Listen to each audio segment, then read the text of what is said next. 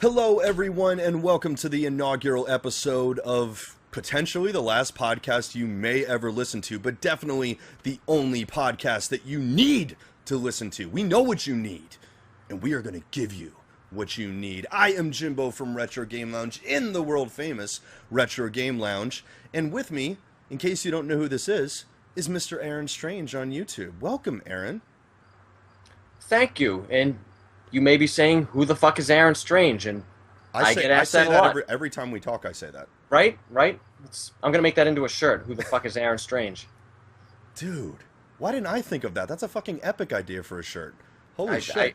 I agree. Who the fuck is Aaron Strange? It's got that, like, aura of mystique or anything. But, yeah, we should probably tell them what podcast we're on. So, everyone, welcome to the very long in development hell Final Blast podcast. Mm-hmm. Man, Aaron, this has been a very long road to get to this point. It really has. It really has. A lot of things have happened kind of on both sides here. A lot of Facebook stalking and... Yeah, on my part, yes. Like, I've literally Facebook stalked Aaron for months just to do something with me. Mm-hmm. I know that sounds really booty call-ish, and it is, but... It's very sexy. It's very Roll sexy. with it. It's very... Roll with it. You know what? Yes, homo. So... I Gay basically... test passed. Yeah, oh, dude. Fuck yeah. It's America, right? So, I happened upon Aaron's channel. I found him, not the other way around. Funny story for you. Listen here, kiddies. I basically found his channel just by accident because I saw a video that he did that actually had my name, Jimbo, in the title, and it was a video game. It had nothing to do with me. And, you know, because I'm that fucking vain, I'm like sitting there YouTubing myself. But I just happened upon it. I was like, Jimbo, I was like, what the fuck does that have to do with video games? And then I bring it up, and it's basically a review that Aaron did of this really fucking whacked out, like, fucking psychedelic contra-y fucking shooter, weird indie game, yeah. bizarro indie game, but really fucking cool at the same time. And I could not help but take note of how well Aaron reviewed the game, like how good his structure was, the dialogue and the writing and everything, and it's just his general skills as a reviewer. I thought were very unusual in a really good way. I was like, wow, this kid's actually pretty good at this. Not that I review games. I don't do that. I leave that to you guys. I just talk like an idiot on YouTube.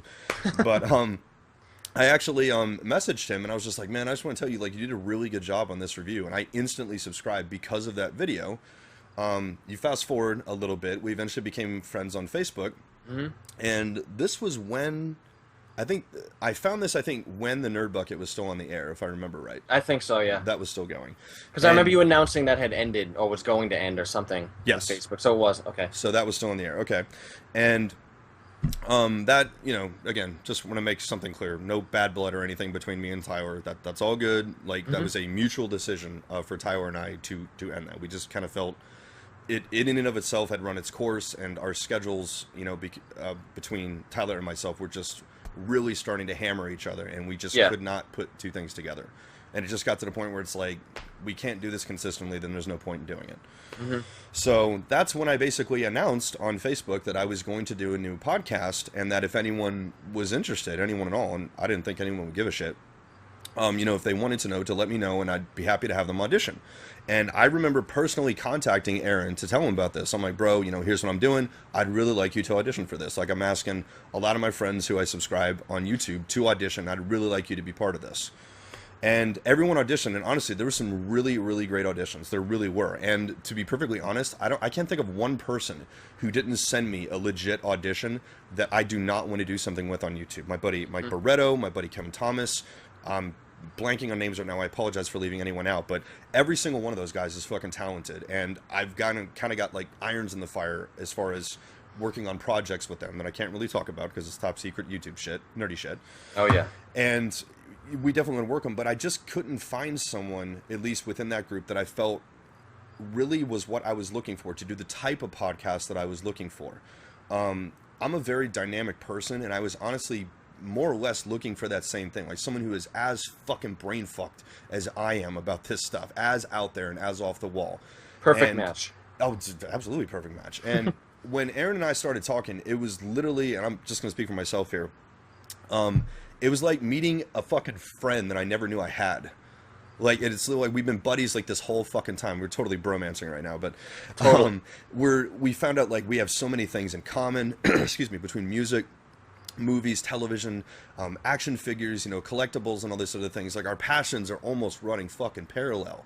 And I'm like, dude, like how have we never fucking talked before? This is amazing. Like we've been separated at birth here, and it all kind of came to a head on the last episode of Dirt Flicks, my show, which you can check out on Retro Game Lounge, by the way. Please do. It's awesome, and no Cheap one plug. watches it.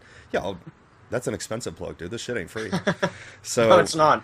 I basically, like, begged and pleaded Aaron. I was like, bro, like, seriously, I know you're busy. I know I'm busy, but, man, you got to do something with me. Like, even if you only come on Dirt Flicks now and again, like, please, just do that for me. And I kind of, like, beat on him until he fucking agreed. I'm like, come on, man, give me one fucking chance here.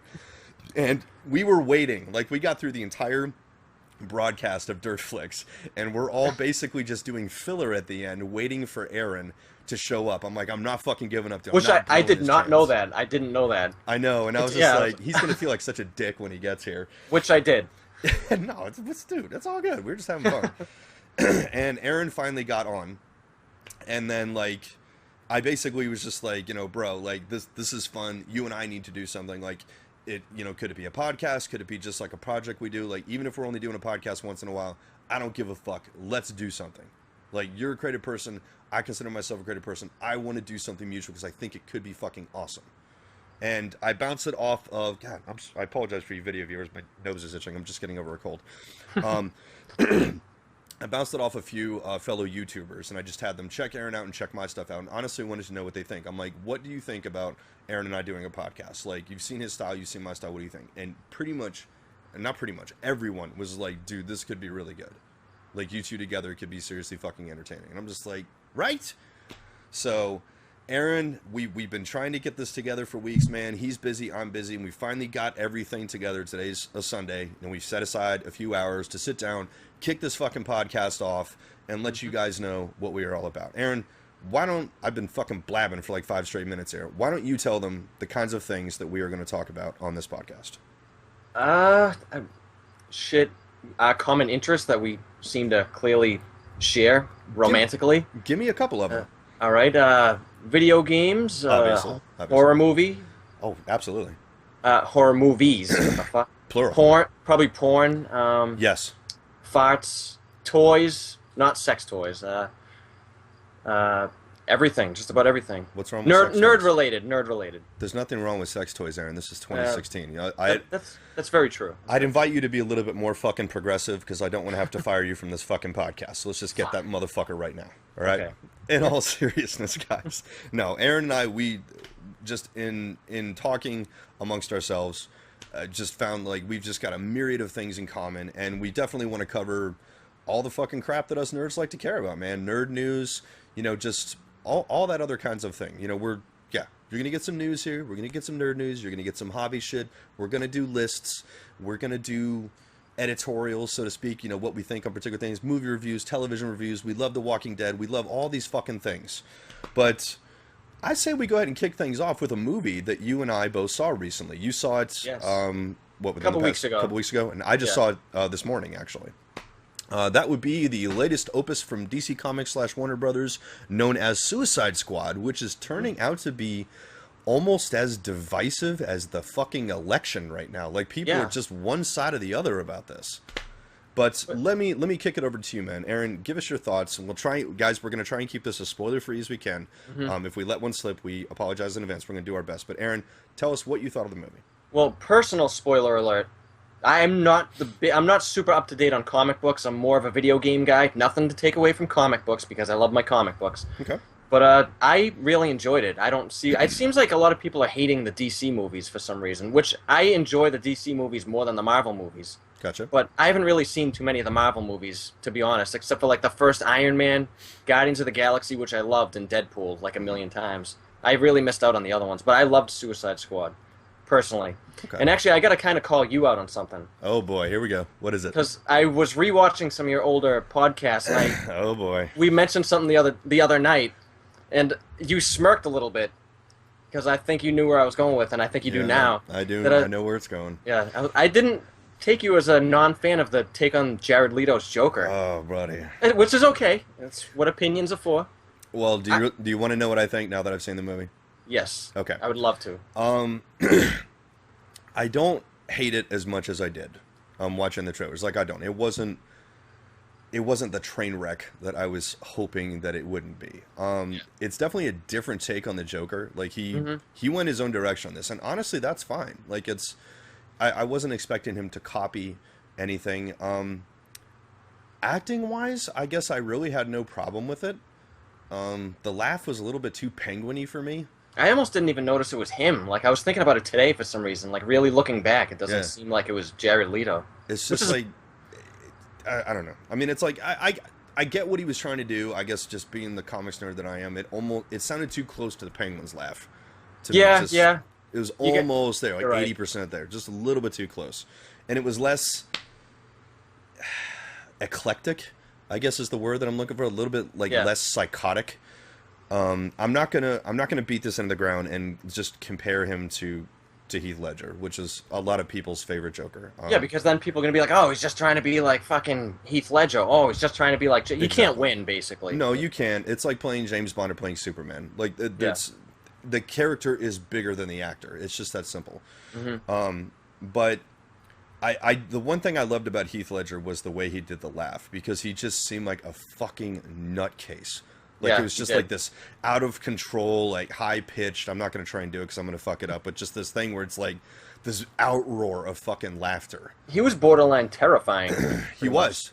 Yeah. Excuse me. But yeah, he was. Like, it was the first time, at least in my recent memory, at least on the big screen, Mark Hamill notwithstanding, because to me, Mark Hamill is the fucking Joker. But he did such an amazing job of making the Joker scary.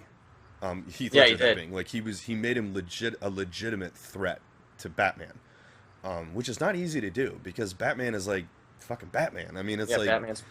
the only guy who's gonna fuck with him is Superman. So it takes someone at that level to fuck with him. But that all that considered, did Jared Leto do a decent job acting wise? Yes, he did. I will give him his due credit. I wasn't a huge fan of the grill.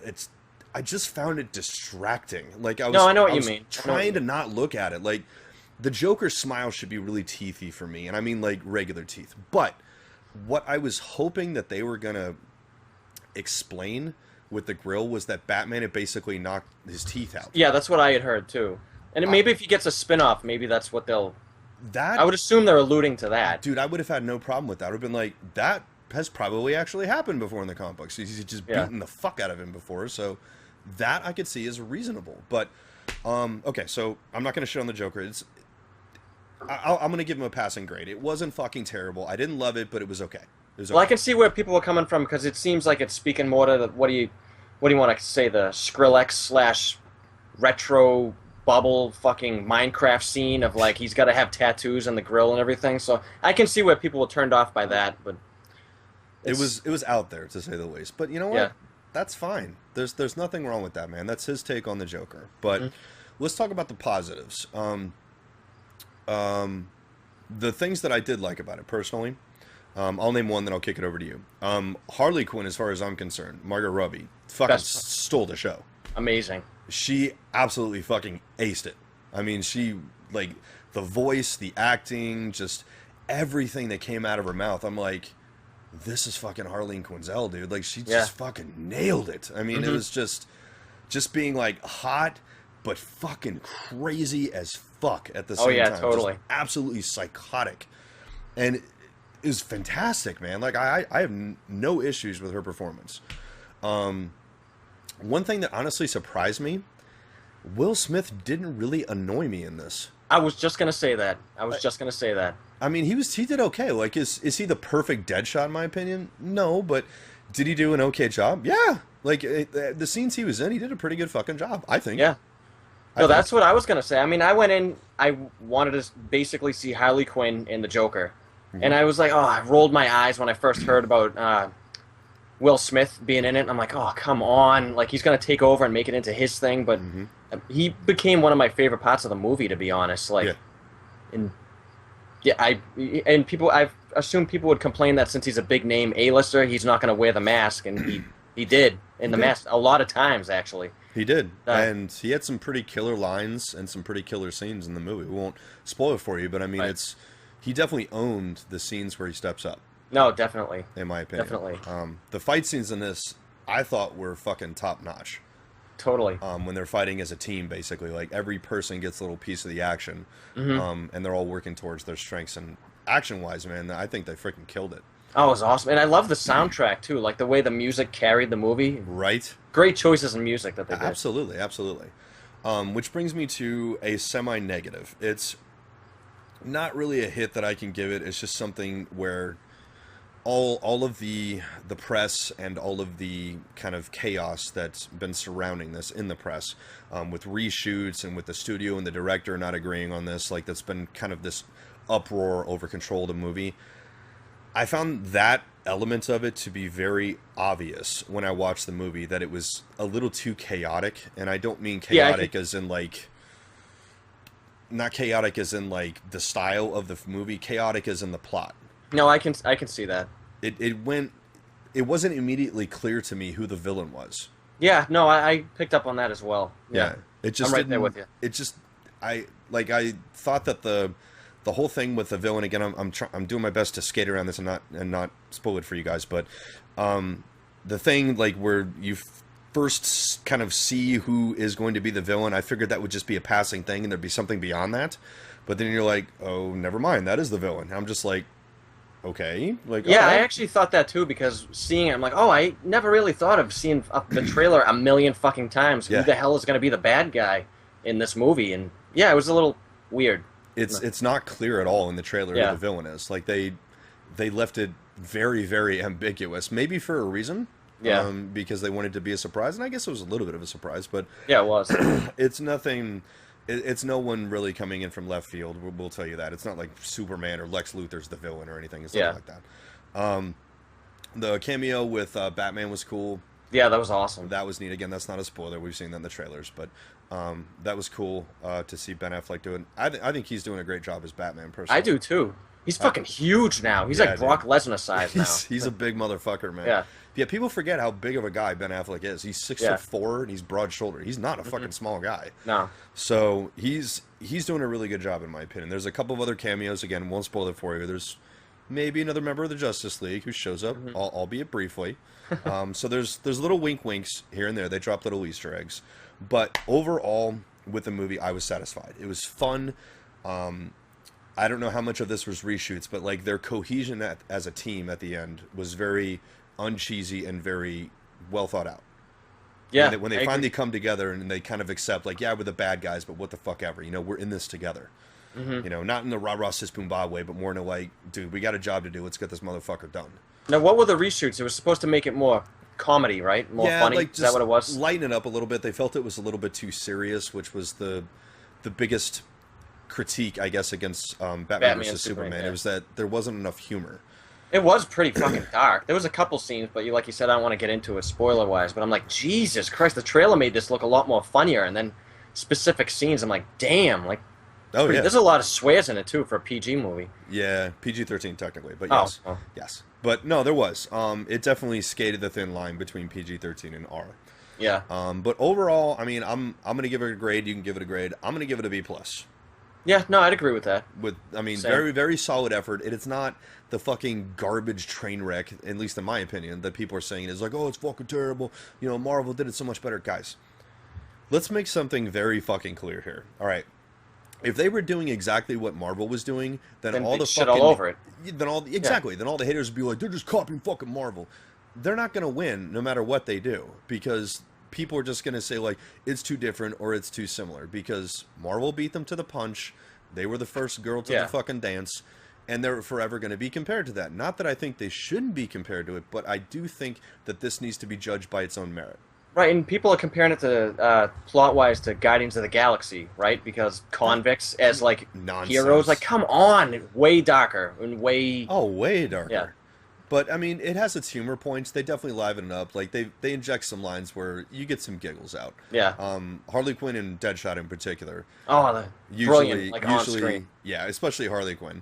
I mean, she's she's crushing the fucking one-liners in this. I liked Captain Boomerang too. Yeah, dude. I honestly I was like, wow, he's like a total fucking beast stringer, but he actually did a really good job. At first, seeing the trailers, I thought that was Tom Hardy, who I guess was supposed to be in the movie, but because he was supposed to be Rick Flag, right? He was originally supposed to be Rick Flag, yes. But Joel Kinnaman, I thought, did a fantastic job as Rick Flag. No, he was awesome too. For those of you non-comic nerds, he's the completely human, like ex-special forces type of dude who runs the show. He's the one member of the team who's not a bad guy. And dude, seeing him interact with them, like, just that was hilarious. Like, it was. The normal guy with fucking psychopaths, like you said. Yeah, basically yes. Like he's got the worst of the worst, like the worst of Batman's rogues gallery. Mm-hmm. Short of Penguin and Two-Face, like, are all on a team, and he's like, oh, fuck. So, but, I mean, yeah. Overall, I dug it. I seriously dug it. I'm going to see it a bunch more times. And my friend works at the movie theater, so I can get in for free, so. You got one of those, too, huh? Yeah, I do. Awesome, man. That's a good friend to fucking have. He got me the movie poster, too, because they just give away all the movie posters. I got Star Wars and Deadpool over there, too. Awesome. They're huge fucking posters. Sweet. That's a good friend to have. It is. So, whoa. Excuse me, ladies and gentlemen. Well, I put my earbuds back in. I thought you pissed yourself or something. I was about to. That's one of the technical problems that you have when you do podcasts. You need your earbuds. Oh, so I thought we were still talking about piss. Sorry. You can't take me anywhere. You can't take me anywhere. Come on, don't declass this podcast, Aaron. We got to keep it classy here. Yeah, right. That's not what people are tuning in for. But... I keep warning this guy. He doesn't know what he's in for. But go on. No, fucking, that's nonsense. That's all I got about Suicide Squad. Any other closing thoughts? No, I just don't like the hate it's getting. It's making me like it more. I'm one of those. Like, it's making me like it more because of all the hate it's getting. No, I agree. I'm honestly just tired of people saying it's a failure when it's making like $500 million.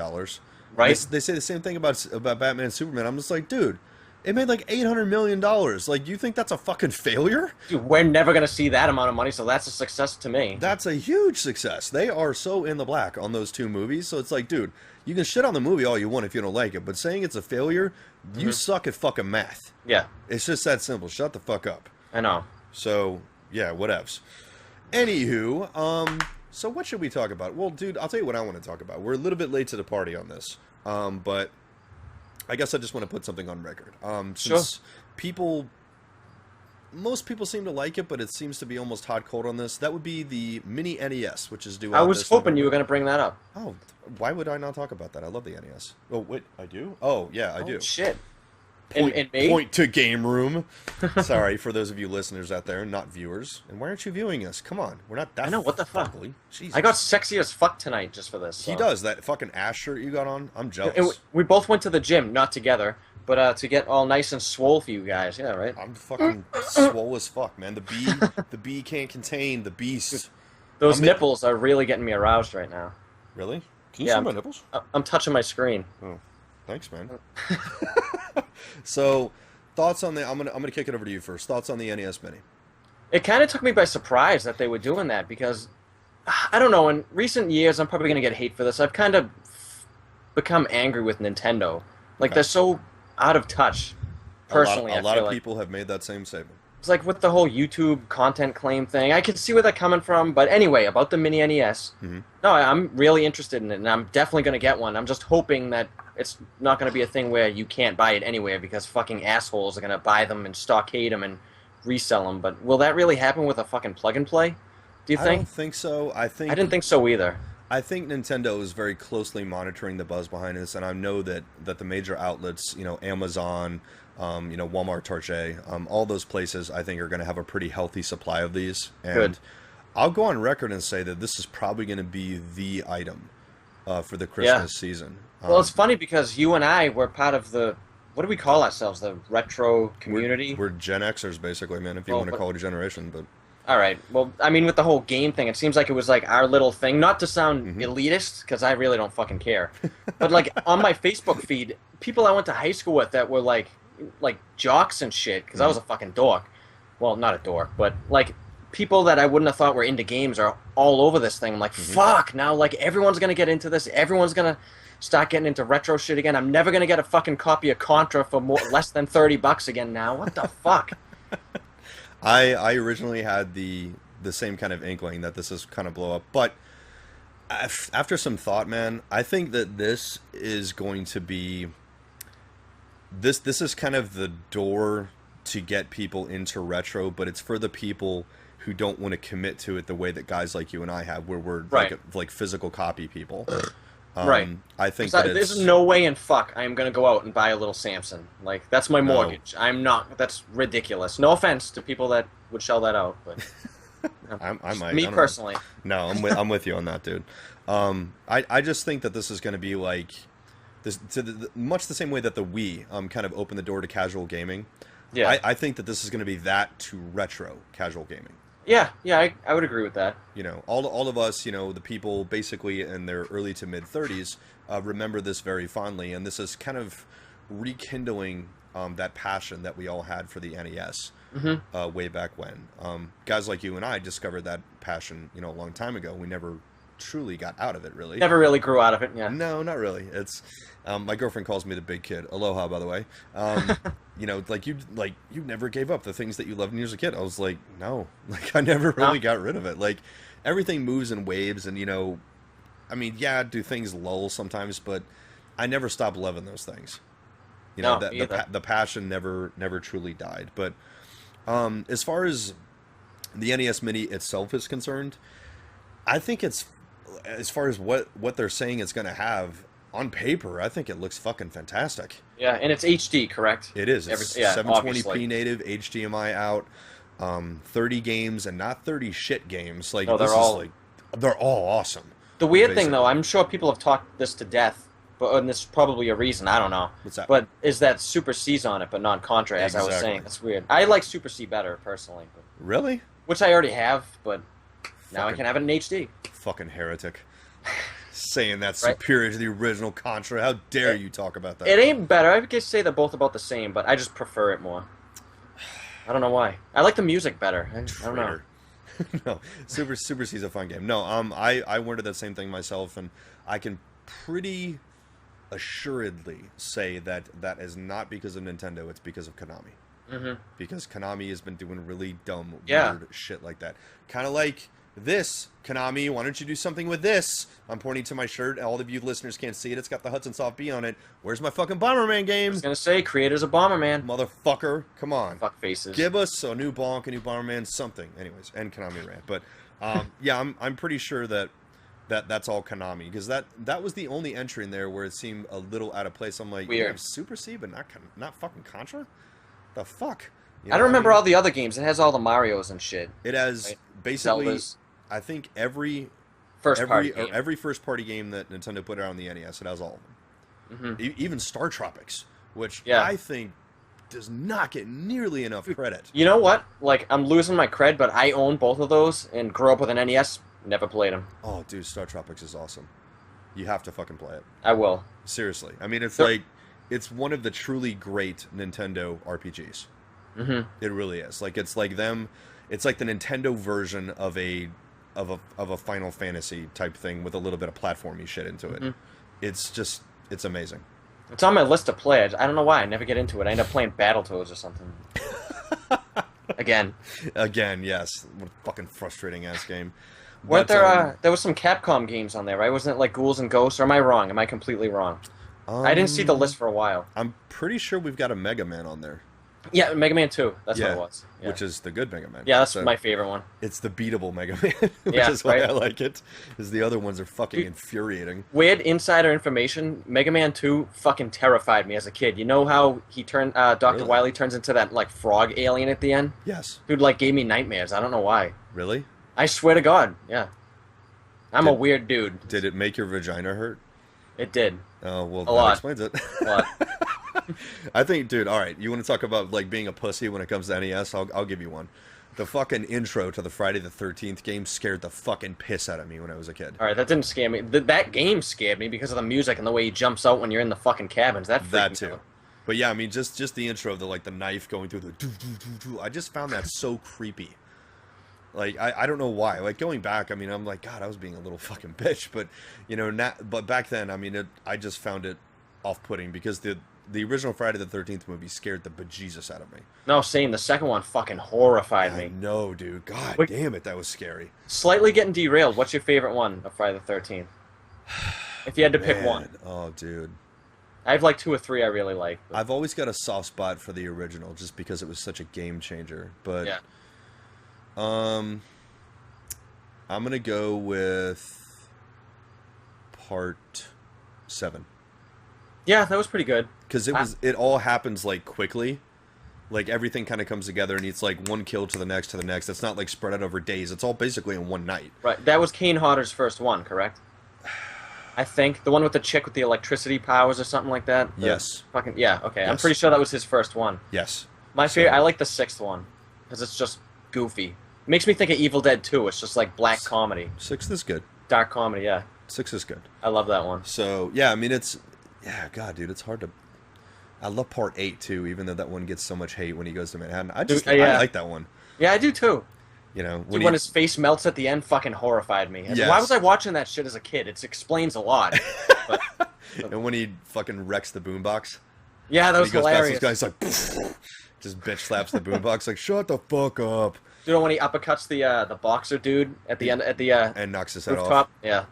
Let me ask you a question. I've talked about this on previous podcasts, but were you one of the backers for the Friday the 13th game? No, I actually wasn't. I don't know much about Kickstarter things. I wanted to get into it, but I'm buying that shit when it comes out. Buddy. I was not only a backer, but a premium backer. So, metal case, digital extras, all the bells and whistles. Yeah, I didn't go all the way and get it like signed by Kane Hodder or anything like that, but I wanted all the digital extras, the costumes and everything. I definitely wanted to see this thing succeed. And I'm kind of pissed. I mean, if it's payable DLC, I'll buy it. Oh, it will be. And dude, I'm pretty sure that this is going to get sold in stores because it's fully funded and yeah. I mean, you know what they should do? They should make a skin for Jason where he's like neon purple and blue, like in the NES game. That would be amazing. That would be fucking great. Dude, I want a tattoo of Jason like that, neon colored. That would be the shit. But that's yeah, a really good idea. That game's gonna look awesome. It's gonna be awesome. They're doing. I get the regular updates, obviously, since I'm a backer for Kickstarter, but yeah, they were doing some of the final kind of go-throughs on it, you know, gameplays and testing and R&D and shit. And they've all the different costumes that Jason can wear. I think part 8, part 7. I think they have the hillbilly one from part 2.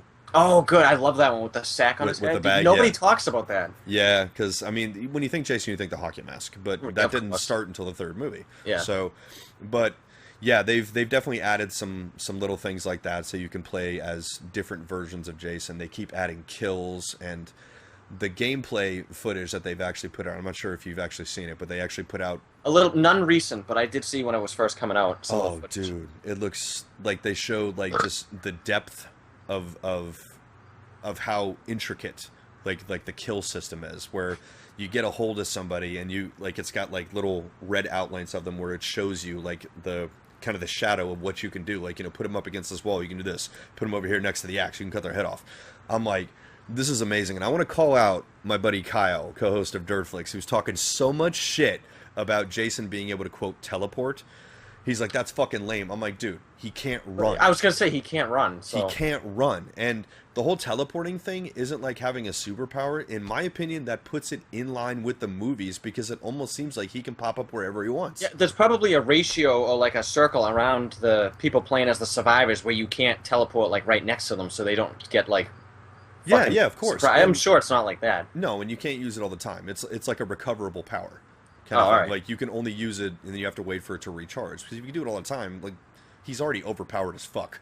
Yeah. So, you know, they've got to make it fair. But based on what I saw in the gameplay footage, it looks fair. And in my opinion, this game is more or less like the ultimate game of hide and seek. Yeah, that's... I was thinking a while ago, not that I'm saying it was my idea or whatever, who the fuck am I, that would be an awesome Left 4 Dead-ish survival-type game if someone...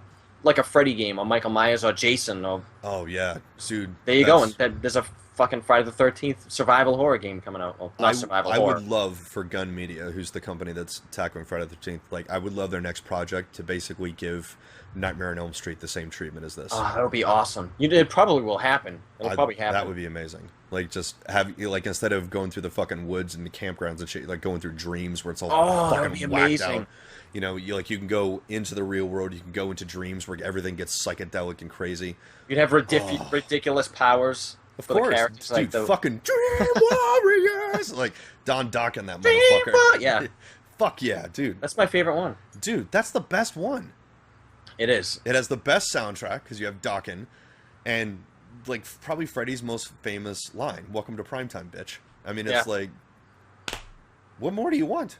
Actually, oddly, I like the second one a lot, too. Because it's so out there. It's so not like the rest. I don't know why. It's so unintentionally homoerotic. I was like, maybe I shouldn't say that. We've done that on Dirtflix, actually. Seriously? Yeah, we've watched that. And, like, we point out everything in it where it's like, he's like, there's someone trying to get inside my body. And we're like, how did someone not be like, maybe we shouldn't say that? Like, how did some PA or something in the back be like, bro, it sounds like he's upset because someone's trying to take him up the butt. Yeah, or that, like, when he's making out with the chick and he has the tongue freak out mode, he leaves the chick to go to the guy's house. What the fuck? And the dance with the pop gun. I'm like, this, and... Oh, yeah. If you watch, there's a really great documentary. I apologize, I'm forgetting the name, and I've got it on Blu-ray, so I should completely fucking remember it. It's basically all about the entire Nightmare on Elm Street series. And they cover everything. They talk to the stars of every movie, the directors, the writers, Robert Englund, obviously. And the dude playing the main character in this, like, they ask him, you know, they fucking point out the elephant in the room, like, you know, did anyone have any idea that this was going to be, like, the most unintentionally homoerotic movie ever? And he's like, we honestly had no idea. Like, seriously, I'm not being funny right now. I can't tell you why, but it simply didn't occur to anyone. He is gay in real life, right? I'm pretty sure he is. I think he is, yes. Yeah. But he's like, in no way were we trying to suggest or hint anything. This was just one of those weird, odd coincidences. Yeah. And I'm like, wow. That's like, because if you try to make that movie today... I was going to say, you can't... Yeah, oh, yeah. People would be like, wow, something's a metaphor for closet homosexuality. What the fuck? I mean, but again, if you made it today, they'd be like, yeah, I'm fucking gay. Fuck you, you know? Yeah, it'd be way different. Awesome. All the SJWs would be coming out. He'd be militantly gay, which would be awesome. Which would be badass.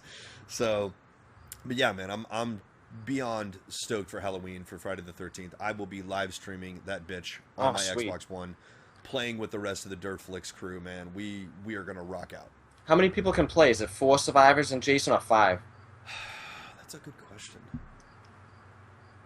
It's at least 4, but I'm thinking 5. Okay. Because if there's room, you know I'll play. I'm going to be picking it up, so. Dude, you're welcome to. No, it's an R20, you can't play with it. No, you're fucking Aaron Strange is welcome anytime. But that's all I got for Friday the 13th. But since we were talking about the NES Mini, let's extrapolate that a little bit. Let's talk about Nintendo in general. As you said, you know, Nintendo's been kind of pissing people off lately, you know, with the things on YouTube and on copyright strikes and all this other stuff. They've definitely had some missteps, at least in my opinion, where they've been kind of almost unintentionally alienating, like, the diehard Nintendo freaks, like guys like us, yeah. And I'm going to go out on a limb here, and I'm not going to say they're doing everything right, but I do think that 2016 has definitely been a step in the right direction for the company. Yeah. Between the NES Mini, the new Zelda looks fucking amazing. The NX, which we still don't know a lot about, but it's based on what has been released, it's looking very promising. And I'm looking forward personally to seeing, like, an actual tech demo and seeing how it actually works. You know, between the games and everything like that. I don't think they're quite there yet, but I do think that they are on the right path to kind of redeeming themselves. Well, the one thing that kind of scared me with the Pokemon Go thing taking off, I mean, good for them. That too. But now that's like a side commercial success, so I feel like that's going to make them lean more towards casual gamers, which is fine, but come on. Which is funny because it's like that I don't know if you saw that, but because of Pokemon Go's release, like Nintendo set a world record for their stock rising in a 24-hour period. Yeah, and then it went down, right? Because they announced that they don't fully own Pokemon or something like No, that. Is that they own a minor stake in it. Actually, right? they didn't make the game. They didn't put it out. I mean, they had very little to do with it actually. So I mean, don't get me wrong. It's amazing. It's definitely a win for Nintendo because that thing's like a goddamn phenomenon. I know it really is. Hey, dude, if it's making them cash and it's keeping the big end ship afloat, great. I'm all for it. But Yeah. as a gamer and as a collector and as a Nintendo fan, Aaron, what are your feelings as far as the future for Nintendo? Are you hopeful? Are you skeptical? What are your concerns? What are the positives? A little bit of both. I mean, I grew up with them, so I don't want to see them disappear. Me neither. But, That would be a crying shame if they did. It would. I mean, some of the little leftover angry CM Punk-ish pessimist in me douchebaggily wants them to fail. But the goodness is more overtaking that, and Okay. I don't know. Like, I kind of don't really have an interest in the NX. Like, I don't even have a Wii U. Really? Yeah, I mean, the only thing that really enticed me to maybe get one is Smash Brothers and Mario Kart, which my brother has, and I played, and I love them, but Totally I worth don't it. know. There's a few other games out there that I feel make the NX worthy. The first party games, basically all of them that they put out on the Wii U, all of the big N in-house stuff is pretty fucking awesome. Like Yeah. they didn't fuck any of it up. Mm-hmm. So even though there's only a few of them, in my opinion, that makes the Wii U worth it. Yeah. It really does. Maybe not at retail price, but hey, if you can get a used one or something like that, dude, one Nintendo guy to another, I think it's worth it. Yeah, I'll pick one up at some point, because, I mean, dude, I got a Wii when Smash Brothers Brawl came out, like, and you couldn't find them anywhere at the time. Yep. And I religiously played it, like, every day, every week for Mhm. Smash Brothers, and then I got sick of it, and I probably hook up my Wii and play it maybe once or twice a year. Mhm. It doesn't mean Nintendo did anything wrong. I don't know. I'd rather sit on my lazy ass and play with a controller. I don't want to jump around and shit. And Dude, do all this. I'm with you. That the whole motion control thing kind of became a fad. You and I go to the gym. We don't need to jump around to play video games. So what the Correct. fuck? I do that so that I don't have to do that stuff. No, I agree. But yeah, there's a few other games for the Wii U outside of Nintendo that I feel are worth it. One of the launch titles, Zombie U. Yeah. I think that is a criminally underrated game. Was that like a rail shooter almost with like the remote? Not at all, man. It's a first / third person survival horror game, but it's very unique. They've released it for other platforms, but dude, I seriously think that if you're going to buy it, get it for the Wii U, because it makes, in my opinion, the most intuitive excuse me, use of the gamepad, because everything that your guy does inventory wise or action wise you do on the gamepad. Like when you're going up to a door to unlock it, with like you have to enter a code on the door, you do that on the gamepad. Like it has that's an cool. actual thing where you're like 57846, you do it on the gamepad. When you're going through your inventory, that is entirely on the gamepad. It's not on screen. So when your guy's like ruffling through his backpack on screen, he like bends down and he's like ruffling through his backpack, and your inventory is right in front of you on the gamepad. Oh, that's pretty creative. You can kind of look over the dude's shoulder, make sure like nobody's gonna attack you or nothing like that. They really did it right with that game, where it wasn't cheesy, it wasn't forced, it was like logical the way they did it, and especially for a launch title. That really impressed me. It's made by Ubisoft. in third party. Yeah, I was gonna say that's a third party game. It's a really cool game, man. Like I think it just didn't, because it's a launch title, and a lot of people discredit launch titles, it didn't get the love that it deserves, but it did so many things uniquely. Like when you die in that game, your character is dead. When you pick up from the next point, you're playing as a completely different person every single cool. time. When your dude's dead, they're dead. They do not come back. So you basically have to go and find your body of the previous person you were playing and get the backpack and get all their shit back. Oh, that's almost like Dark Souls, isn't it? Exactly. So it's really worth a play, and it's really atmospheric. To be perfectly honest, man, it takes place in England, and I'll just talk about the elephant in the room. What it reminds me of, if I had to compare it to a zombie movie, it reminds me of 28 Days Later. All right. Does, which was I don't know your thoughts No, on it, but I love that fucking movie. love that movie. Yeah. That was like one of the most original spins on the zombie franchise, I think, ever. Yeah, it was. I mean, it made them. I mean, it created the fast zombie. Let's call it what it is. Some people hated. They're like, that's fucking heresy, dude. I don't give a fuck what anyone says. A fast zombie scares me a fuckload more than a slow zombie, all right? Dude, Because hell yeah. I'm not a fucking Olympic sprinter. I'm not going to outrun them. Like, I mean, if I got bullets, I'm good to go. But, I mean, a slow zombie, you can just walk and outrun them. That's not scary. Well, the things in 28 Days Later, they was more like they weren't really rotting, right? Wasn't it like rabies or something like that? Yeah, like, exactly. Like, it took kind of the first, we'll call it modern spin on the zombie mythos, where instead of the dead rising from the grave, it was basically a virus. And we kind of accept that now. Like, when we think of the zombie thing, like the Night of the Living Dead thing is kind of, that particular take on it, even though it was the original, has kind of gone by the wayside. Now when we think about it, we think of like a viral outbreak. Yeah. That's spread into games like Left 4 Dead, in that they're the, quote, infected. It's a virus. I'm totally blanking here. Fuck. Dude, not to say, we should play that online sometime together. Oh, dude, I love Left 4 Dead. I never get tired of fucking playing that game. I absolutely adore that shit, and so many DLC packs and everything for it. No, I'm totally down with that. But Dead Rising, that's another one. Again, I could not really get into that. Well, let's talk about some nerd news then. Have you heard the recent announcements about Dead Rising 4? Yes, actually, I think it was you that saved it. I almost said shaved it. I did. I shaved the ass of that game. Oh, good. It was a hairy ass. Well, let me give you a shameless self-plug here, Aaron. Where did you see that, by the way? On your Facebook page. No, on the Retro Game Lounge Facebook page. You almost fucked up, but you caught it. Very good, dude. You got it. Good. No, yeah, Retro Game Lounge on Facebook. Be sure and give us a like. Follow it. We keep up with news. But, yes. Totes. Dude, totes. Totes. Oh, show. But seriously, the big announcement for Dead Rising 4 was that... No time limit. No time limit, which always kind of divided people. Like, some people loved it, and people like me, I'm not going to go as far as saying I hated it, but I did find it a hindrance. I like the idea of it. The idea of it. Because it keeps you focused on what you're doing. Because, I mean, let's be honest. In that game, I could kill zombies all fucking day, and I mean, it's total ADD. You just be like, oh yeah, I'm supposed to do something, when you're like 3 hours killing zombies. I was just gonna say that. Dude, I get way too sidetracked. That's why I can't play Elder Scrolls and shit, because I get way too It'd take me like 8 years to beat the game. I can't play those games. That's a good game. It is a good game. It took me no bullshit. It took me a year and a half to complete Elder Scrolls Oblivion. I still haven't beaten it, and I got it when it first came out. I wanted to complete everything. I got all the side quests done. I finally got the master quest done. But, I mean, was I playing it every day? No, but I probably averaged like once a week, playing it a few hours. It legitimately took me a year and a half to complete it. That is a long fucking game. It is. Like, I didn't feel... I mean, I'm counting all the DLC and everything, all the extra quests and everything, but...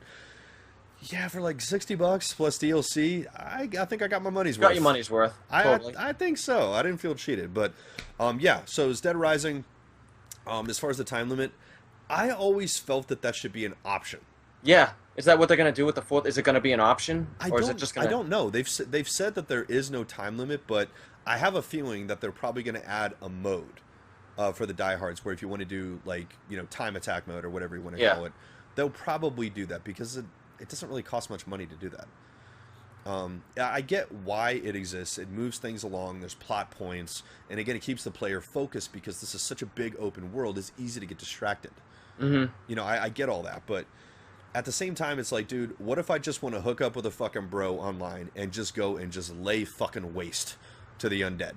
What's wrong with that? I mean, they did, to be fair, they did scale back the sensitivity of the time limit in Dead Rising 3, because that was the first one to introduce, excuse me, not the first one, the Dead Rising 2 did that, but this is the first one to introduce, like, multiplayer as, like, a big deal.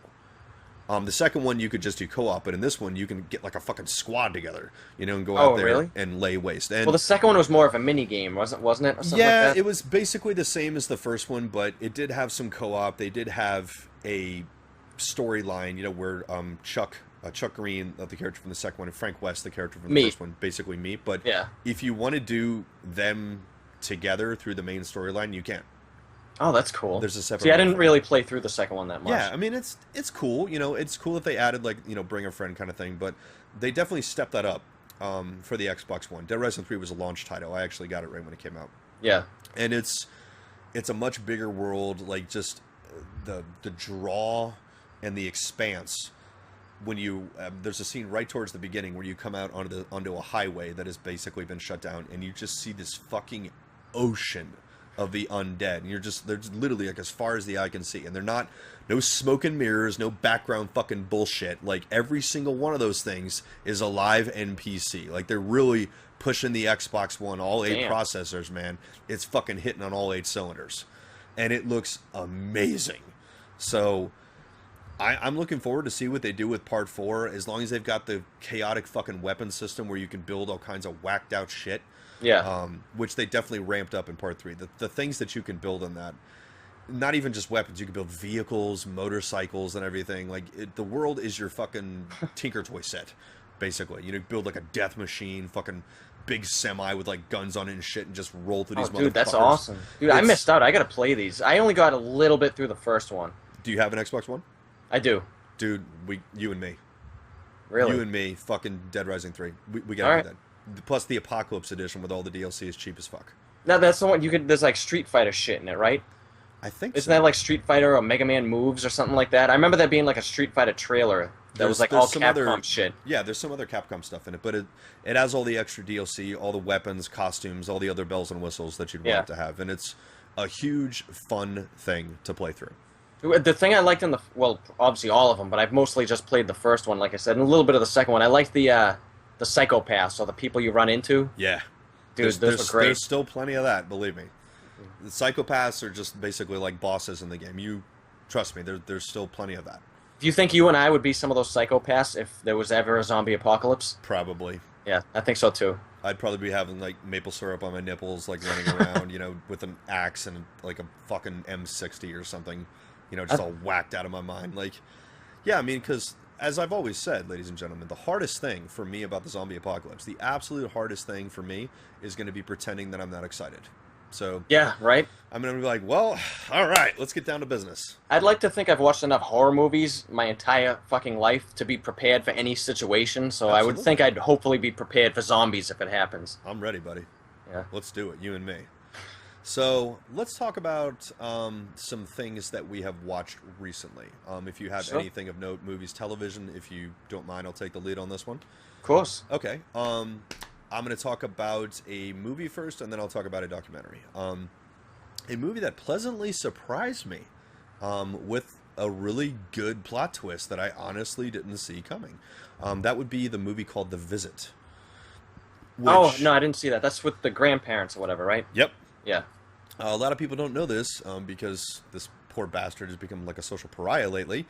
It's an, M. Night Shyamalan movie. Yeah, I didn't know that till recently either. Yeah, it is. And this is definitely the darkest, I think, of all the movies that he's done. This one is seriously fucking dark. Mm-hmm. And especially for a PG-13 movie, very unsettling the way it's done. It's basically done... I'm not going to use the words found footage because that's a little bit cliche, but I mean, it's all shot basically from the grandson and granddaughter's perspective. Oh, okay. Whether like, the girl's like making a documentary basically, and she just wants to document like the first time I'm meeting my grandparents, yada yada yada. Excuse me. That kind of stuff. So it's basically all of them kind of videotaping, you know, their adventure with their grandparents for a week. Well, it's interesting for him. He hasn't really done a movie like that, a found footage-y type flick, like you said. No, he hasn't, and it's just, you know, they didn't advertise it because, you know, again, the guy's his name's a stigma, yeah. Like yeah, it kind of is, but I won't spoil it. There is, for those of you who like M. Night Shyamalan, you know, all of his movies have twists. This one is no exception. I'll be honest with you, man. This was a really good fucking twist. Yeah. I did not see this coming. I feel like I should have. But when it happens, and it's not at the end of the movie, it's not like a bum bum bum and everything. It's probably 2/3 of the way in where everything just gets spun, and you're like, really? Holy shit! And like the dread kind of sinks in, and you're like, that was pretty good. That was it Netflix or? I saw it on. I have Comcast. I saw it on Comcast On Demand. Oh, okay, I get that too. So I'll check it. I recommend it. It's good. It's well paced. It's well written. You definitely feel like a real sense of danger in this one. And some of this shit is just creepy as fuck, where you're just like, what the fuck is going on? He's got a pretty good repertoire with atmosphere. I loved Signs. That freaked me the fuck out. As an Yeah, adult, that movie scared me. absolutely. I Yeah. mean, he's not a bad director. I just think he got overhyped. You know, people were like he's the next Hitchcock and stuff like that, and I just felt Yeah. like it kind of derailed him. I think as a filmmaker.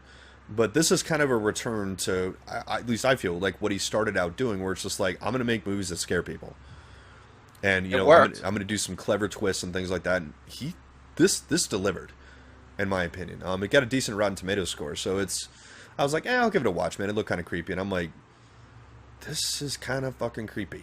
So for as one horror movie fan to another, give it a watch. All right, I will. I think give it a shot. So that's my movie. And the other thing, let me grab it over here. I brought a visual aid. Was a documentary, 30 Years of Garbage. Dude, you love that shit. I absolutely fucking love Garbage Pail Kids. I'm a GPK fucking lifer for life. This was actually, I apologize, ladies and gentlemen. I forget if it was Indiegogo or Kickstarter, but it was crowdfunded. Really? And it actually got completed. Yeah. And it's full of interviews with the original creators, the original artists, some of the people who worked at Topps, collectors, the guys who, when they eventually brought it back in the early 2000s, those guys, just enthusiasts all the way around. And they just basically talk about how it all got started, the impact it had on society, the backlash with the Cabbage Patch Kids and everything like that. Of course, yeah. All the controversy surrounding it, and just what a fucking phenomenon it was when it came out. And being a kid of the 80s, man, I remember this very fondly and very vividly. You could not miss Garbage Pail Kids at one point. They were everywhere. No, yeah. I mean, it was like a legitimate like kid cultural phenomenon. Dude, I'm gonna lose my points, but I only saw that movie once when I was a kid. You're a fuck. I know. I gotta get caught up again. Okay, good night. Thanks, everyone. No, I'm kidding. Wait, No, I saw that. Is it on Netflix or Comcast? I feel like I just saw it somewhere. It's streaming. definitely not on Netflix. Okay. It may be on Comcast. All right. I feel like I just saw it somewhere. Well, I'll tell you what, man. Let me tell you what you can do. I brought another visual aid here that I didn't think I was going to bring out. I have the collector's edition on Blu-ray, Ooh. which has, let's see, special features, new interviews with actors Mackenzie Aston, Arturo Gil, and Kevin Thompson, makeup effects creator John Carl Beekler, makeup effects artist Gino Crognali, and first assistant director, and all kinds of other bells and whistles. This was put out, I think, by Scream Factory. Either Scream Factory or Shout Oh Factory. yeah. Okay. They're the same company, but Yeah. yeah, they put out like kind of obscure movies, and the package that they put together is always fucking amazing. That's what I got it from, because we follow each other on Instagram, and they keep advertising the fuck out of the Garbage Pail Kids recently. That's where I saw it from. It's not streaming. You're right. Yeah. So yeah, you can catch it on Blu-ray. There is one criticism that I would like to make about the documentary. It was definitely a good documentary. As far as the interviews and the people they talked about, they definitely kind of covered all the bases. They talked about the movie. They interviewed some of the actors. So it pretty much covered every facet of this, all the way up to and including, because they're still putting Garbage Pail Kids out to this day. Right. They did have a bit of a lull in the 90s, but they brought him back in the early 2000s, and it's been going more or less ever since. Mm-hmm. So they, as far as the draw, I think they covered all the bases.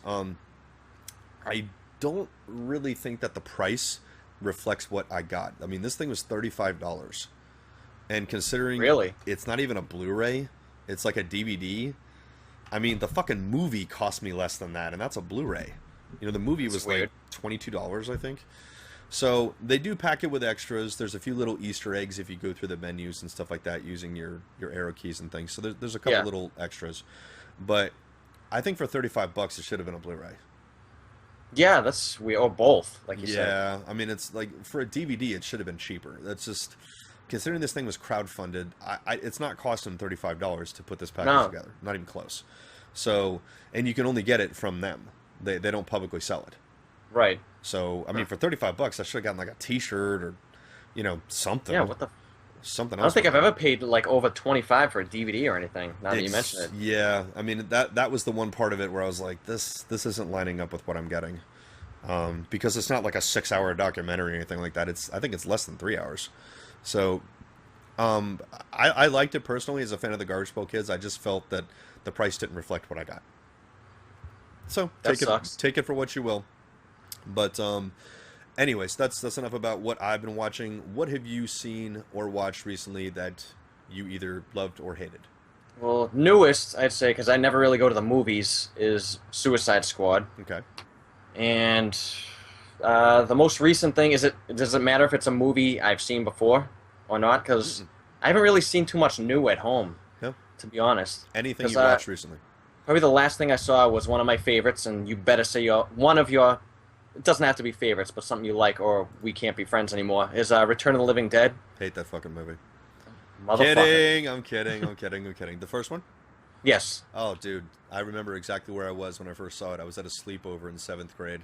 Fucking scared the shit out of me. Dude, it's horrified me when I first saw it Yeah. because the zombies like don't die in it. Like No, even if they they're just don't. a head, they don't die, dude. Nightmares. Movie gave me nightmares. Absolutely. Haunted me. Fuck yeah.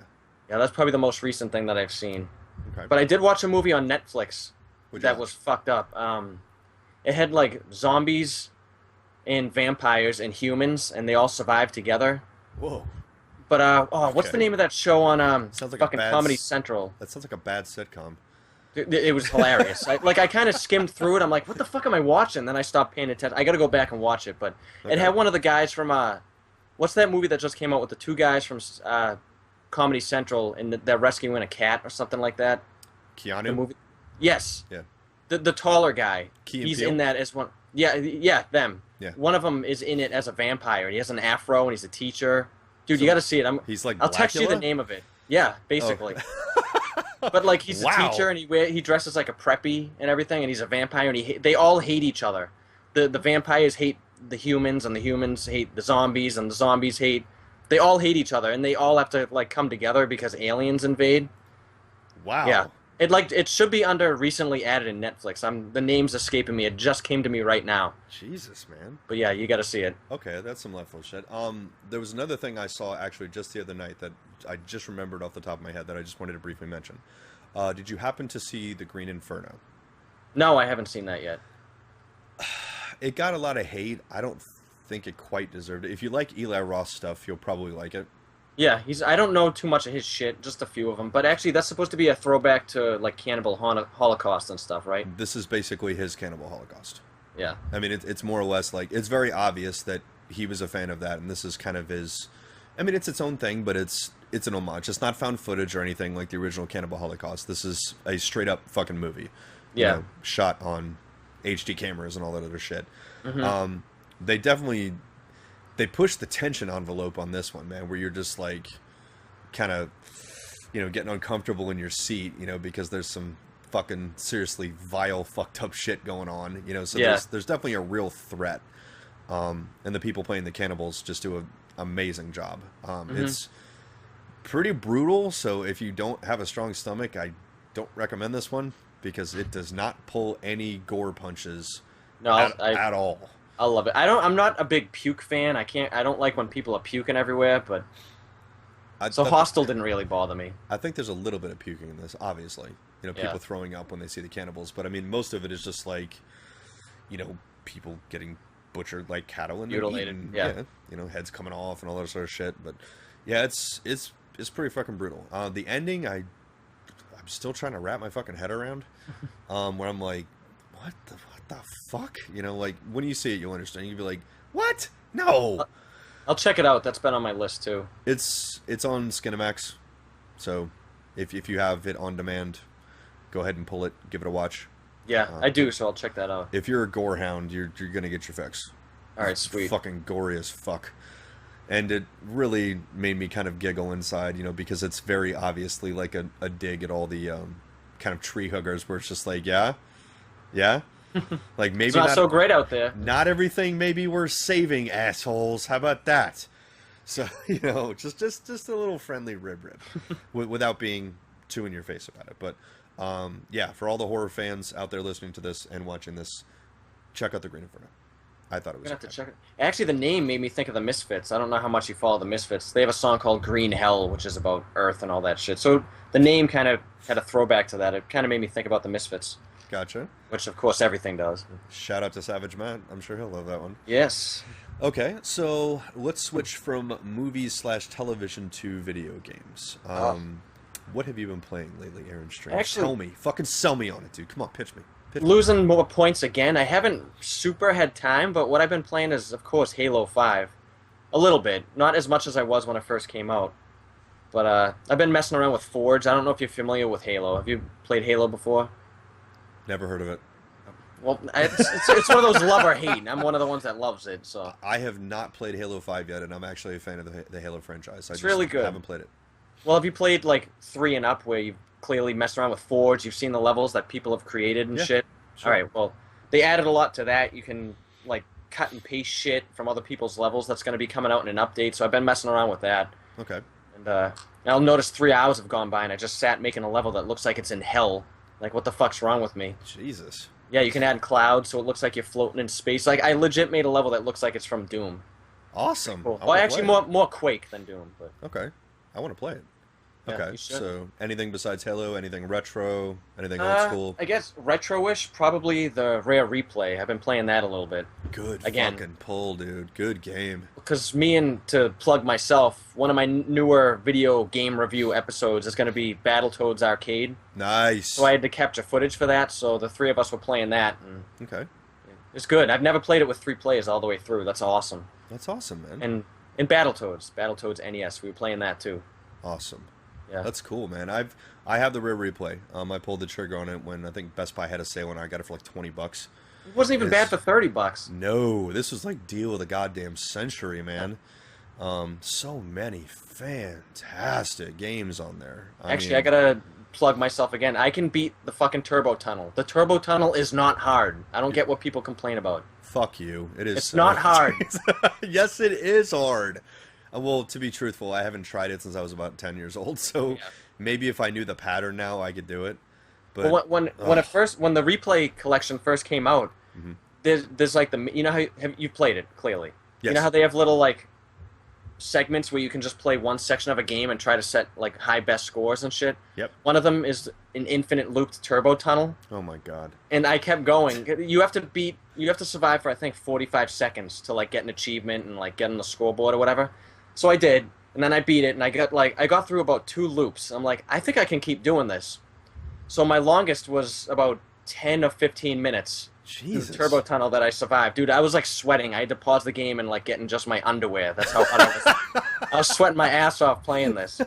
Yeah, awesome. I swear to God. I was checking the people on the scoreboard, and I was ranked 10 in the world. Wow. And, like, I have got to beat, because the kid in the lead was at like 20 minutes. So I'm like, I can beat that. So I got up to about 13 or 14 minutes, I think, and then I just gave up, because to commit that long to sitting in one position like this, all tensified, I'm like, I can't do this.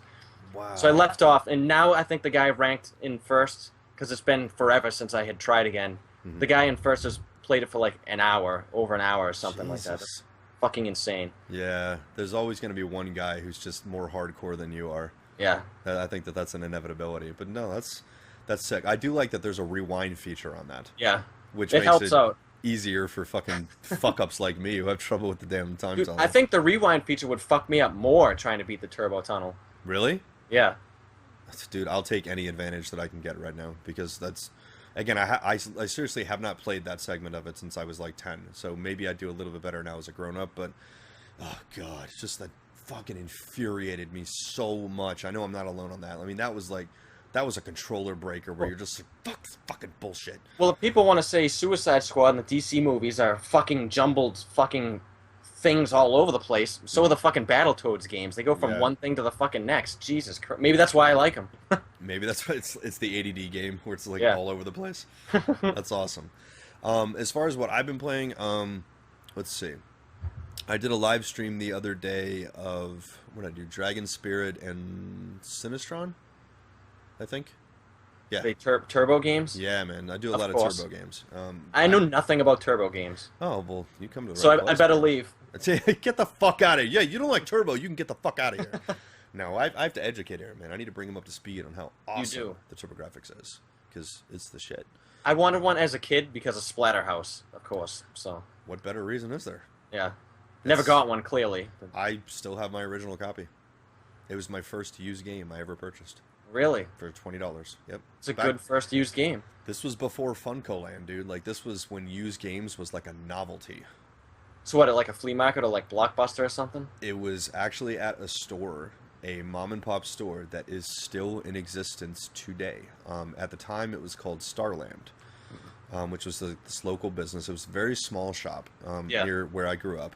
And now it's called Starland, and it's like, dude, you're going to have a fucking boner when you go in there being a retro collector because, A, it's like the size of 2 GameStops. It's huge. Shit. And you just look around and you're like, every game I've ever wanted is in this room.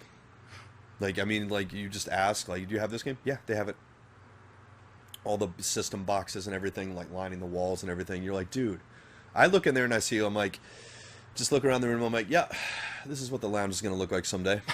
So it's like, it gives me, like, a goal to strive towards. But, bro, if you ever come up my way, we're going to make a little trip to Starland.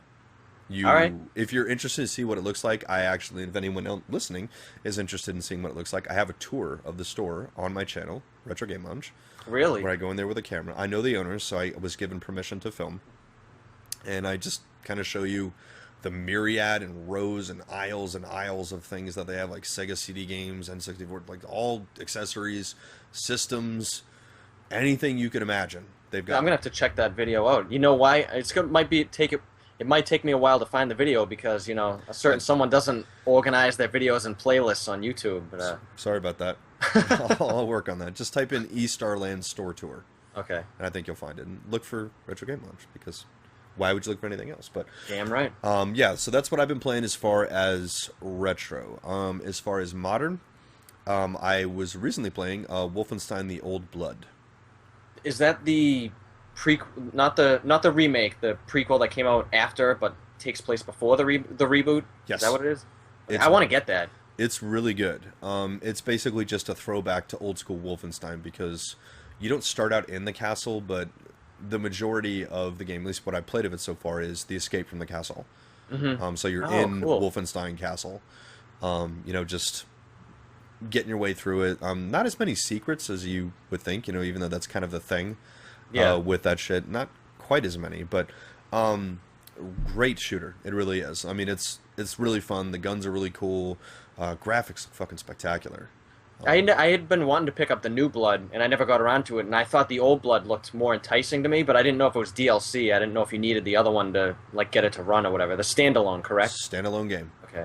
Made by the same folks who put out the most recent Wolfenstein game. So. If you dig it, man, if you dig Wolfenstein, really, the Old Blood is going to be your cup of tea. Oh, I'm definitely going to have to get it. Give it a, you know what's been hindering me from getting more modern games is I have no more room on my Xbox One. Like, that's a problem. Dude, Halo 5 and the Master Chief Collection take up almost the entire fucking hard drive. Yeah, it does. Let me give you a suggestion. Very simple fix for that. Just get yourself a USB external hard drive. Because they're cheap right now, man. You get like 2 or 3 terabytes for like $70 or $80. Yeah. You know, just hook one of those up, and then you're pretty much good to go. I do have one that's 2 terabytes, I think, that I use to back up all my footage and YouTube videos and shit. So I'm gonna obviously I don't want to format it because I'm gonna ruin all my shit. So I'm gonna have to get another one for the Xbox. Just wait for a sale, get one. I think it's a worthy investment for anyone who's got a modern console. The PlayStation as well. I mean, they're both basically the same size hard drives, and these games are fucking monstrous. Yeah, they are. You know, because it's just a simple limitation. The drive can't spin fast enough to keep up with the game, you know, without the thing catching on fire. Which almost makes me, at first, I didn't want to say goodbye to physical media, but if that's what's going to make it suffer, I'm welcoming a little bit of digitalness. That's a little bit. Basically, that's the limitation, is that they're not running out of space as far as what they can fit on a disc, because Blu-rays hold a crap ton of data. But I know. It's just, you're going to have to install bigger and bigger portions of it because games are getting bigger and more complex. It's just, that's the way it works. You know what's funny that I didn't know if anyone's brought up anywhere? What's that? In Game Land is that, you know how one of the YouTube things is recent game pickups and all that shit? Sure. Which I've been lacking on because for like a year I haven't done one. But in like 10 years, people are going to do like recent downloads. Is that what it's going to be like? I didn't even think of that. Yeah, I mean, I guess if you're only doing modern games, that's probably the way it's going to go. Yeah. You know, well, here's what I downloaded recently. Man, that's going to be a fucking boring-ass video. Yeah, it's like, how are you going to have to show it? Like, oh, here you go. Turn the fucking... I know. Like, fucking the new generation of kids is going to be like, they're going to look at physical copy. Like, they're going to look at like an NES cartridge and be like, you mean you actually had to buy something? Right? You know, like you didn't just download it. It's like, God, like you had to go to a I store. was just gonna say, you had to leave the house? What the hell? Yeah, like back in the 80s, that's how it worked. You go down to Toys R Us, get yourself a game. I mean, it's kind of something I miss. Yeah, I know. Honestly, I do too. I really do miss that. It was a really big deal. Remember when you were a kid and you go to Toys R Us, man, they just got the lines of the game cards, like all the NES and Sega and everything. You're just like, how can it get any better than this? I know. You're just like, this is the shit. Dude, or like Friday in school, or actually all week in school, and then Friday, like, oh my God, what the fuck? What am I gonna rent when I get home? What am I gonna rent when I get home? And going looking for rent shit. Oh, I miss those days, man. That's like, I think the next generation, even though their lives are getting infinitely more convenient than ours, because again, they don't have to leave their house. There's something to be said for that. I mean, there really is. That's yeah. They're not gonna get to experience that the way that we did, and that sucks. It does. That really does. Like, just getting to actually go to a store when you're a kid and pick your perspective toy out. But it's funny, not a lot of them despise that. Some of them envy us for it, and they're trying to, like, almost go through that themselves. You know what I mean? Yeah. Which I think that's why so many of the younger crowd has gotten into retro games. You know, because they don't... It's an actual physical thing. There's something you can hold in your hands, and you do feel a sense of ownership when you have it, because it's something that's yours. It can't be taken away. And there's something to be said for that. You know, we're collectors, obviously, ladies and gentlemen. You know, look at our game rooms. We like owning physical media. There's just something about actually getting to hold something, actually getting to say, I own this. You know? Yeah. Like, you know, like this is an NES game. There are many like it, but this one is mine. You know, just one of those. It's, yeah. There's something to be said for that will never really get old on me. A lot of people... guys like us get a lot of criticism saying, like, you know, you guys just wanted to, like, fill up your shelf and stuff like that. Okay, do we want it to fill up our shelves? I'll speak for me here. Yeah, because I like looking at my shelf and saying, I put this together. Yeah. All of this stuff is here because I work a job to get the money to pay for this, and I had to track all of these down. It's like it's like being proud of assembling a puzzle. You know, you put the pieces together, you assembled it, and now you have this, like, work of art, you know, so to speak. I'll use that term loosely, that you can show the world, like, I put this together, this is mine, I created this. I think there's something to be said for that, man. Like, I'm proud of the collection that I have. Obviously, I'm a fucking turbo guy. Right. That's always the thing I love showing. It's like, dude, by the way, I recently hit 100 turbo games. I have 100 on the nose. That's about how many there is, right? Am I wrong? There's 100, or is it 100 that were released here? There's 138. Okay. Total between CD and Hue Chip. That's another Misfits throwback. Their number is 138. Hue card for the fucking assholes who got so upset when I said Hue Chip in my TurboGrafx collecting. Guys, seriously, it's a Hue card or a Turbo Chip. I basically combined the words. I've been doing that since I was 10 years old, reading TurboPlay magazine. So for any of you fuckers out there who don't have an original TurboGrafx like I do, that I got in 1989, guess what? I've been saying that longer than you. Go fuck yourself. Sorry for the little rant there, guys. Now, I just got some fucking static from some people about that. Damn you, Turbo guys. I mean, they're just like, dude, fucking, he's like saying the words wrong. Really? I fucking owned this shit before you did, and you're telling me that I don't have license to say this word? Fuck you. Sorry, that's fucking nonsense. So does that mean I can say the shit fucked up because I don't own one? Yeah. Okay, good. You're not a turbo yet. We're gonna turn you into one. Okay. Everyone who collects games needs to have a TurboGrafx. Now it seems to be a thing. Awesome. I know nothing about it. It seems like it's a thing, and it's all fucking blown up everywhere and expensive as fuck. I hate that everyone figured that shit out, because I knew it was awesome way back when. I mean, it's kind of cool because I have more people to talk to about it, because I was the only kid in my school who had one. Right. I didn't know anyone that did. A single other kid that had one. There was one guy who lived down the street from me who had one, but I never met another single human being until I was a grown-up that actually had one. It was even with back the invention then, it was of the internet. Yeah, exactly, with the invention of the internet. But I mean, even they're rare now, but even back then, it was really rare. The only thing I can think of that would have surpassed that in rarity would be a Neo Geo, simply because those were like $500. Right. I only ever saw one in a store. I've never seen one. I saw one Neo Geo back when they were new, and I was like, why is it $500? I remember the cartridges being all massive. Yeah. I'm like, that thing looks weird. The cartridge is way more than fucking I do. I know. It's just a gigantic freaking, 100 meg cartridges and all this other shit. I was like, wow, that's awesome. But no, I mean, it's really cool that I actually get to engage with other fanatics of turbo collectors, and I have met guys, both in person and online, that are original owners of the TurboGrafx. I played actually in a tournament against people at East Starland, where they finally did a TurboGrafx game. And the guy I was playing against, it came down to him and me. He was an original owner. For the record, I won. But actually, I played a game there that I'd never played before and still do not own. It's a game called Soldier Blade, which is an entry into the Superstar Soldier series. It was the last game, I think. Mm-hmm. I want to own it, but it's like $100 just for the damn thing. Jesus. Loose. Like, not even with the manual or anything.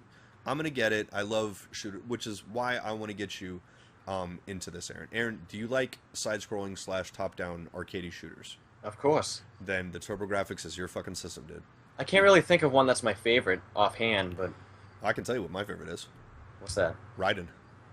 Oh, okay. No contest. I mean, oh, actually, like, I liked Darius Twin on SNES. I don't know if that counts. Darius Twin's good. I'm just spitballing my favorite arcade shooter. Now, Raiden, the Raiden series to me is the king of all top-down shooters. I mean, it's like the definition of bullet hell. You know, when you're just getting there and you're like, what the fuck? You know, like, how is anybody this good? Yeah, but I mean, if you like things like that, there are more of those on the TurboGrafx than there are any other system from that era or since. Mm-hmm. Yeah, that's what I had heard. It was more the shooter console. It really is. I mean, it's like, that may be the one thing that it does correctly, but it does it very well. Mm-hmm. That's just because every single one of them pretty much is awesome. I mean, like, there are very few duds in that, because every one of them is like, this is a fucking fantastic shooter. You know, I mean, the side scrollers, the top downs. I mean, off the top of my head, Superstar Soldier, Sinistron's another great one. Soldier Blade, Final Soldier, Blazing Lasers. I mean, there's so many of these. What the fuck? I'm totally blanking right now. Ordyne, R-Type. I mean, dude, there's tons of them. I saw you play one on one of your live streams, and you were screaming the entire time playing. I'm gonna have to. I can't remember the name offhand, so I'll go back and comment on the video so you know which one I'm talking about. It was hilarious watching you get pissed. Oh, I'm gonna guess Superstar Soldier or Blazing Lasers, because those are fucking hard. Those are legitimately hard. I've never completed either of those. I've made it to the final level of Superstar Soldier. Mm-hmm. It is hard. I mean, I need to, like, warm up to get dialed in. That's what she said. Yes. Yeah, that is what she said. Yeah, you know what I'm talking about, baby, right? So, no, but luckily for Superstar Soldier, there actually is a stage select code. Oh, good. So you don't have to start all over. And since I've proven through a live stream that I can get to the final stage on my own merit, I'm going to complete it on the air someday, guys. I really am. Like, I've made a couple of attempts, you know, running the gauntlet on the final stage, and I've gotten close, but there's not one boss. You're basically facing, like, every boss that you face throughout the game. So you're facing, like, 7 bosses. Jesus. And, dude, it's hard. I mean, you got to have the right guns. You can't get hit and lose your power-ups. Like, you literally have to play it perfectly on the final stage to beat it. Like, because when you get a power-up and you get hit, it knocks you down a level, because each power-up has a level. Mm-hmm. And you want to be at a certain level with a certain gun to take out a boss. So you got to get the right power-ups, not die in the process, not get hit, knocking your power down. You want to be at maximum power. You literally just have to play it perfectly. Jesus, so you basically got memorization and math involved? Yeah, yes. I'm all set. I would suck. It's hard. I mean, it's like, when I went back and watched part of the live stream, I'm like, how did I not die right there? Like, I just got so dialed in, man. I was just like fucking Power Gloving Lucas in that shit, where I'm just like, just doing shit. I'm like, I'm amazed that I was actually able to do that. You know, just avoiding all these bullets. I'm like, this is insane. Like, how is anyone supposed to beat this? So, seriously, man, like, if you really like that stuff, I don't own another system where there's that much quality in that arena. It really is its own thing. Mm-hmm. There's a few that have been released since then. Like you said, there's some on the Super Nintendo that are great. The Genesis has some. The PlayStation, there's 2 really good R-Type games on there. There's a couple of modern ones. I mean, Raiden 4 on Xbox 360 is amazing.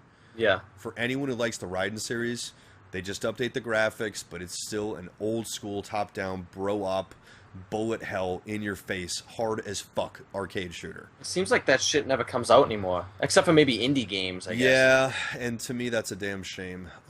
Again, on the Same with token, beat 'em ups. Yeah, dude, absolutely. My God, what the fuck happened to beat 'em ups? Yeah, I love me some beat 'em ups. me too. Another good one on Xbox 360, Raiden Fighters Aces, because it's actually an anthology. Oh, cool. It's several games, all old school Raiden arcade stuff. These things, guys, if you like this stuff, jump on these now because the price isn't getting cheaper on these things. Get them. They are fantastic. Please, please, if you like shooters, buy them.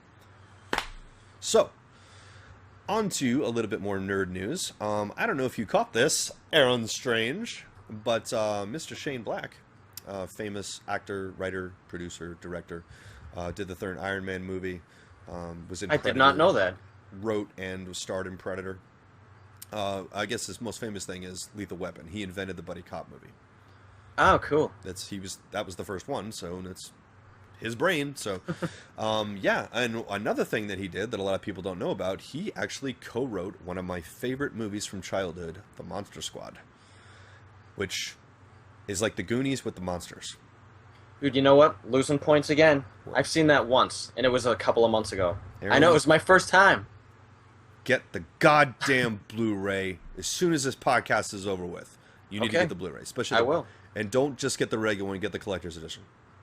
It's got the interviews with the cast, all the other extras, and everything. Seriously, get the collector's edition. It's worth. I usually get the collector's editions when I Yes. go to a movie. It's worth the extra few dollars, in my opinion. He basically let out a little blurb where somebody had asked him, because they've talked about doing a remake of the Monster Squad for years. Mhm. And I wouldn't mind a remake of the Monster Squad. I mean, it's one of those things where you could update it a little bit, have a new Yeah. set of kids, and it'd be okay. But Mr. Shane Black, one of the guys who wrote it with Mr. Fred Decker, he actually suggested making a sequel. That would be cool. With all the kids grown up. Unfortunately, Fat Kid is no longer with us. Mhm. R.I.P. He passed away some years ago. But Rudy is still with us. Oh, God, I'm totally losing nerd cred right now. The main kid. Sean, the leader of the Monster Squad, he's still with us. I'm pretty sure everyone else is still around. Phoebe, his little sister, she's still around. Dude, I'd be all for it. I think the other day at Comic-Con, there's some kind of Comic-Con, I think it was a Wizard World, they had the guy who played Rudy and the guy who played Sean on a live stream where they were Really? doing Q&A and stuff like that. And I just want to be like, dude, let's put this together. Like, let's seriously, I would love to see a sequel. I love how really you say would. you thought you'd lose cred for forgetting a name. I've Yeah. seen it once, so. And then I remembered it. Nah, it's like I'm There you losing. go. I'm losing personal cred, but I personally would love to see a sequel to the Monster Squad. Other than that, in my opinion, of any movie I saw as a kid deserved a sequel. The only thing I can think of that surpassed that would be the Goonies. Yeah. It is a fucking crime that we have not gotten a Goonies sequel. If any movie ever made that deserved a sequel, it's the fucking Goonies. Well, that was a game, technically, right? It's an okay game. It's not that bad, but I mean, all the actors are still alive, with the exception of Sloth, and Mama Fratelli, I guess. But they're all grown up now. I mean, it could be them, all grown up, reuniting. They find some kind of missing piece of the map from One-Eyed Willie, some type of other hidden treasure. Mikey pulls the crew together, man, and it's fucking, Goonies Never Say Die all over again. Maybe with the help of all that shit coming back, like Ash vs. Evil Dead, maybe that will help put a fucking bolt in these assholes' pants to get their asses up. I don't know why they haven't done this, because, dude, anyone who is the age of you and myself loves that movie.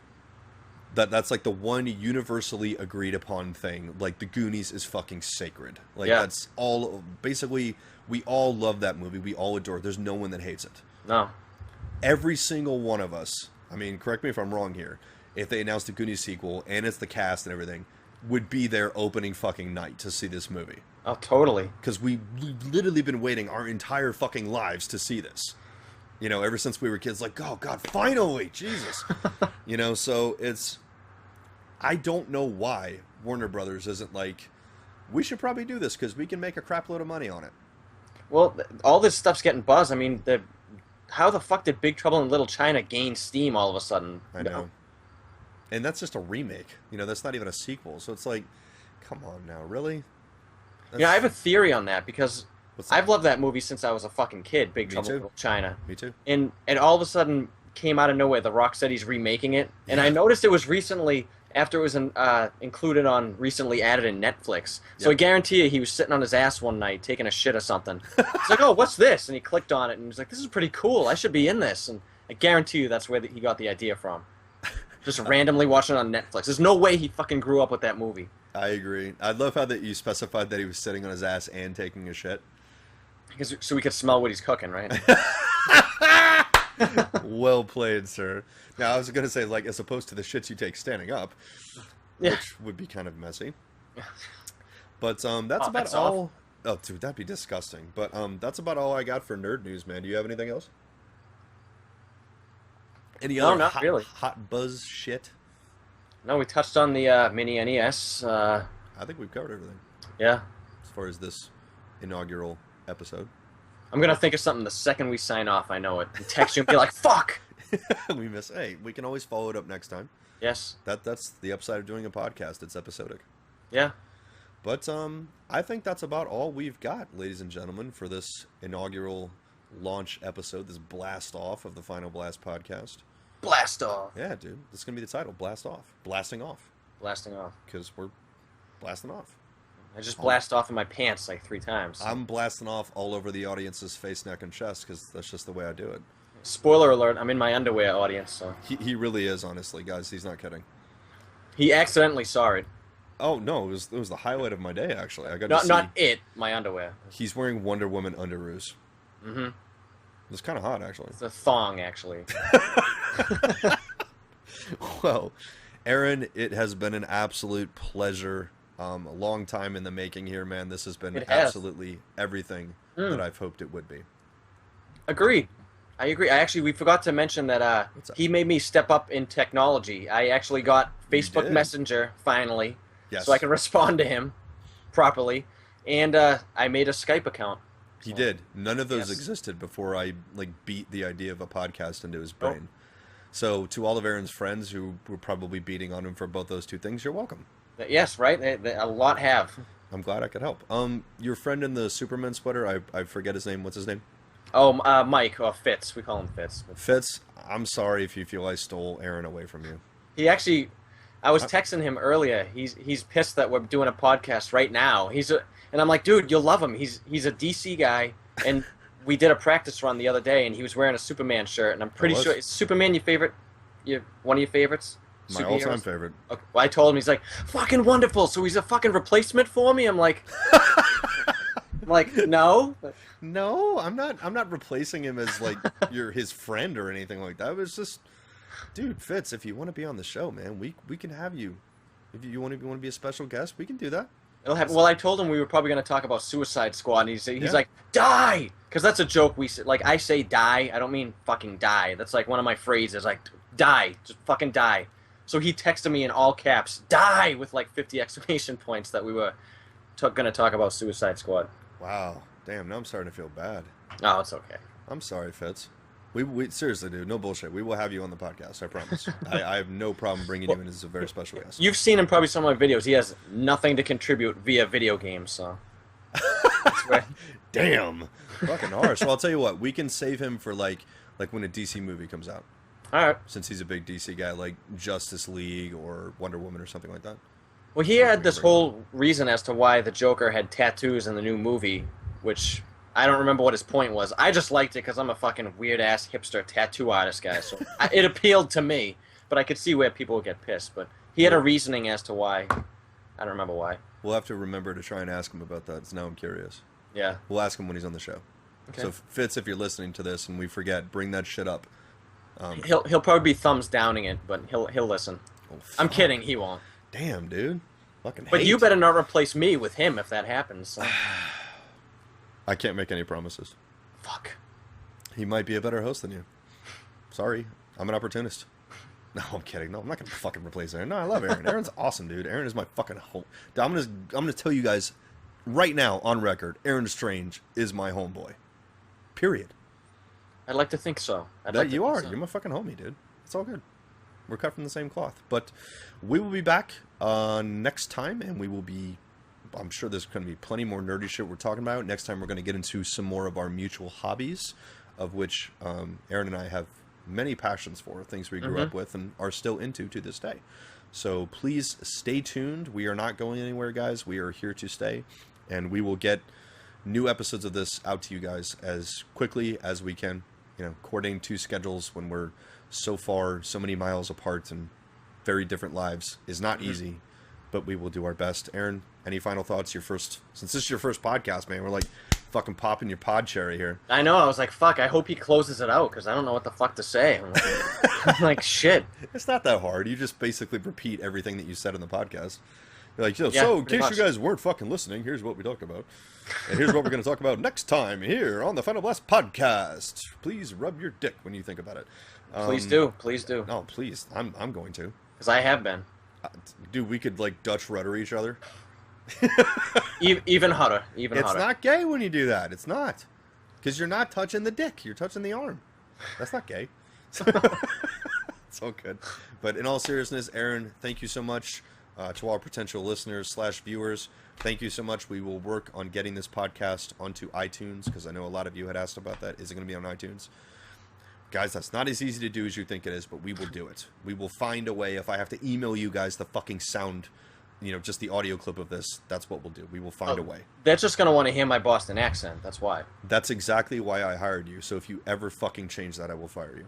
When I say motherfucker, that's not me trying. That's how it comes out. I'm so jealous. It sounds so much cooler when he says it, dude. When I say it, just like motherfucker. When he says it, it's like motherfucker. It's like motherfucker. It just sounds.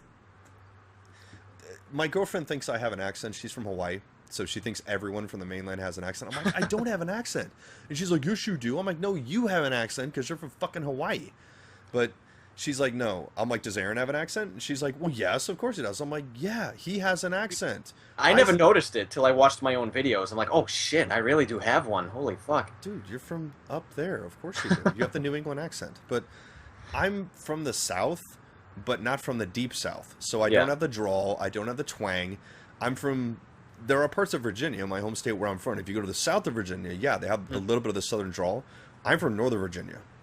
We're too close to DC, where we basically sound like everyone who's in pretty much every major Hollywood movie right now. We have, like, there's a name for it. I think I looked it up at one point. It's like the nondescript American accent. Generic? Is that what we said at the Dirt Flicks? It's the generic accent. It's basically generic. I mean, it's like, yeah, would someone from, like, Europe or South America or something like that think I have an accent? Well, of course, because they're not from America. But someone from America wouldn't think I have one. Yeah. As a rule, I don't have the Boston accent, I don't have the drawl, I don't have the Cali accent, I don't have the Texas accent, I don't have the fucking Midwest accent. Like, there's so many of them in this country, because it's all over the place. I don't have any of those. The New York accent, I can't leave that one out. I don't have that one either. I'm just, like, fucking boring. Sorry. I wish I had an accent, because then it'd be cool. But you make me proud of the Boston one. I thought it was a hinder. Dude. Savage Matt calls you guys massholes, and he loves you. He's like, I could listen to massholes all day long. Dude, in my older videos, I tried to be, like, well-spoken. Like, you'll go back and watch them. I'm like, I can't do this anymore. I sound like an ass. Like, I'm letting it out. I like your accent. It gives you character. So, yeah, one of us has to be interesting. I'm just, talking. So, that's the best I can do. Sorry, guys. Okay, so this is the Final Blast podcast. I am Jimbo. That is Aaron Strange. And we will see you guys next time. We sure will. Don't go anywhere. Stay tuned, motherfuckers. Thank you for adding that. Always. Awesome. See you next time, everyone.